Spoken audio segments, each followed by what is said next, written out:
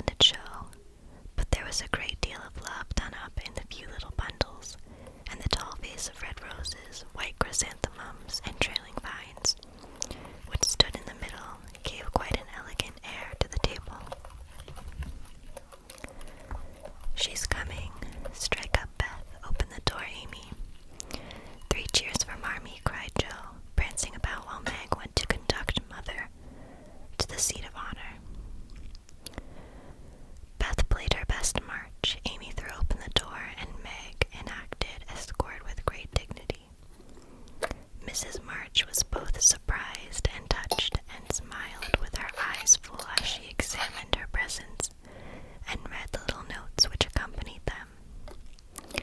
The slippers went on at once. A new handkerchief was slipped into her pocket, well scented with Amy's cologne. The rose was fastened to her bosom, and the nice gloves were pronounced a perfect fit. There was a good deal of laughing and kissing and explaining in the simple, loving fashion which makes these home festivals so pleasant at the time, so sweet to remember long afterward, and then all fell to work. The morning charities and ceremonies took so much time that the rest of the day was devoted to preparations for the evening festivities. Being still too young to go often to the theater and not rich enough to afford any great outlay for private performances, the girls put their wits to work, a necessity being the mother of invention, made whatever they needed.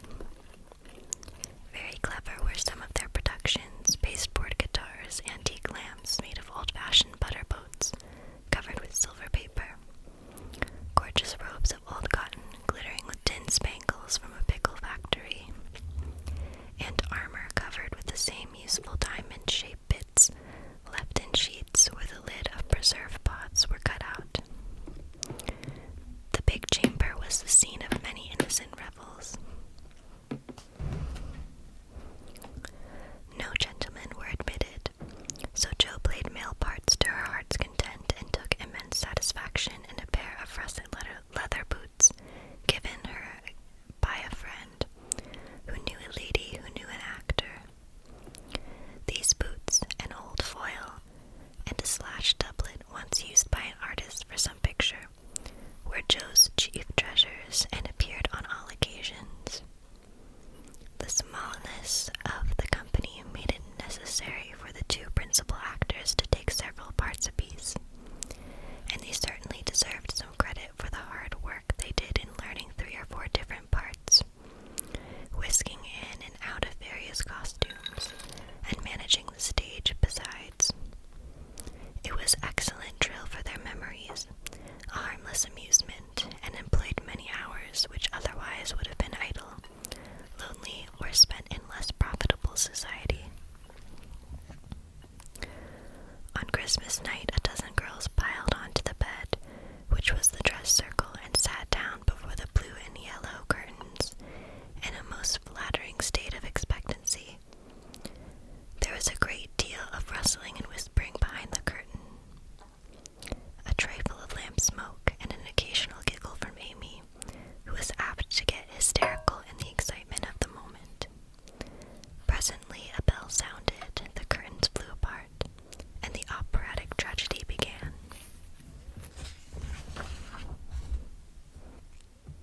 A gloomy wood, according to the one playbill, was represented by a few shrubs in pots, green baize on the floor, and a cave in the distance. The cave was made with clothes, horse from a roof, bureaus for walls, and in it was a small furnace in full blast with a black pot on it, and an old witch bending over it. The stage was dark, and the glow of the furnace had a fine effect, especially as real steam issued from the kettle when the witch took off the cover. A moment was allowed for the first thrill to subside. Then Hugo, the villain, stalked in with a clanking sword at his side, a slouching hat, black beard, mysterious cloak, and the boots. After pacing to and fro in much agitation, he struck his forehead and burst out in a wild strain, singing of his hatred for Rodrigo, his love for Zara, and his pleasing resolution to kill the one and win the other. The gruff tones of Hugo's voice, with an occasional shout where his feelings overcame him, were very impressive, and the audience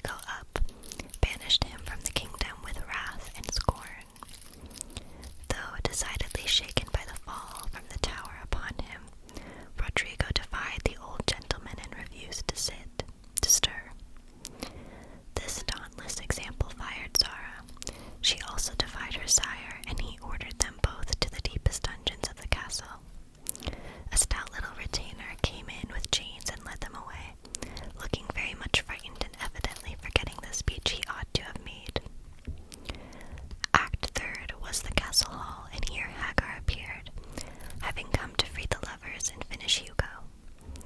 She hears him coming and hides, sees him put the potions into 2 cups of wine, and bid the timid little servant, "Bear them to the captives in their cells, and tell them I shall come anon." The servant takes Hugo aside to tell him something, and Hagar changes the cups for 2 others which are harmless. Fernando, the minion, carries them away, and Hagar puts back the cup which holds the poison meant for Rodrigo. Hugo, getting thirsty after a long warble, drinks it, loses his wits, and, after a good deal of clutching and stamping, falls flat and dies, while Hagar informs him that she has done in a song of exquisite power and melody. This was a truly thrilling scene, though some persons might have thought that the sudden tumbling down of a quantity of long red hair rather marred the effect of the villain's death. He was called before the curtain, and with great propriety appeared, leading Hagar, whose singing was considered more wonderful than all the rest of the performance put together. Act 4th displayed the despairing Rodrigo on the point of stabbing himself because he had been told that Zara had deserted him. Just as the dagger is at his heart, a lovely song is sung under his window, informing him that Zara is true, but in danger, and he can save her if he will. A key is thrown in, which unlocks the door, and in a spasm of rapture, he tears off his chains and rushes away to find and rescue his lady love. Act 5th opens with a stormy scene between Zara and Don Pedro. He wishes her to go into a convent, but she won't hear of it, and, after touching an appeal, is about to faint when Rodrigo dashes in and demands her hand. Don Pedro refuses because he is not rich. They shout and gesticulate tremendously, but cannot agree, and Rodrigo is about to bear away the exhausted Zara.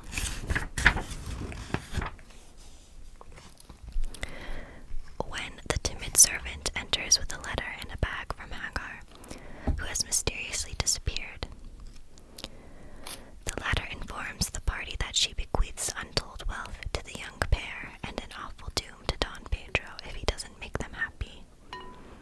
The bag is opened, and several quarts of tin money shower down upon the stage till it is quite glorified with the glitter.